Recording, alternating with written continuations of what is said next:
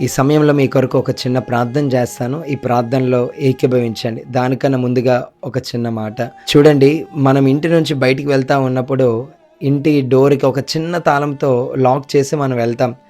మరలా పనులన్నీ ముగించుకొని ఇంటికొచ్చిన తర్వాత అదే చిన్న తాళంతో మనం ఇంటి డోర్ ఓపెన్ చేసుకొని లోనకొస్తాం.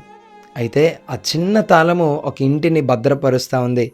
ఆ మూయబడిన ద్వారాన్ని తెరుస్తూ ఉంది. అలాగే మన జీవితంలో కూడా ఆ చిన్న తాళము ప్రార్థనకు సాదృశ్యంగా ఉంది.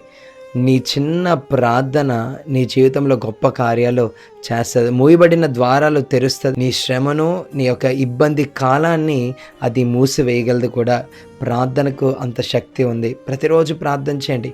ప్రార్థన నీ కుటుంబాన్ని రక్షిస్తుంది. ప్రార్థన నీ సరిహద్దులను విశాలపరుస్తుంది. ప్రార్థన అసాధారణమైన కార్యాలు నీ జీవితంలో జరిగిస్తుందయ్యా. గనుక ప్రతిరోజు ప్రార్థన చేయండి. ప్రార్థన మానొద్దు, మరువద్దు. ఈ సమయంలో ఈ చిన్న ప్రార్థనలో ఏకీభవించండి. పరిశుద్ధుడ, మహోన్నతుడ, సర్వ సృష్టికర్త, సర్వాధికారి, రాజులకు రాజా, ప్రభువులకు ప్రభువా, సైన్యములకు అధిపతియగు దేవా, నీకే స్తోత్రములు చెల్లించుకుంటున్నాం. గొప్ప దేవా, వేల్పులలో నీ వంటి వారు లేరయ్యా. నీ యొక్క పరిశుద్ధతను బట్టి నీవు మహనీయుడవు, స్తుతి కీర్తనను బట్టి నీవు పూజ్యుడవునైనా నీకు స్తోత్రములు చెల్లించుకుంటున్నాను ప్రభువా.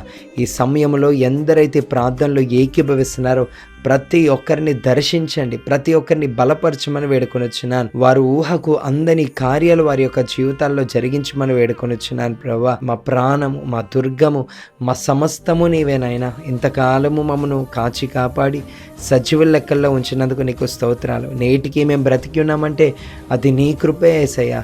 నీ కృప లేనిదే మేము క్షణమైన బ్రతకలేం ప్రభా. వారుంటున్న ఇరుకుల్లో, ఇబ్బందుల్లో, ప్రతికూల పరిస్థితుల్లో వారికి నెమ్మది దయచేయమని వేడుకొనొచ్చున్నాను.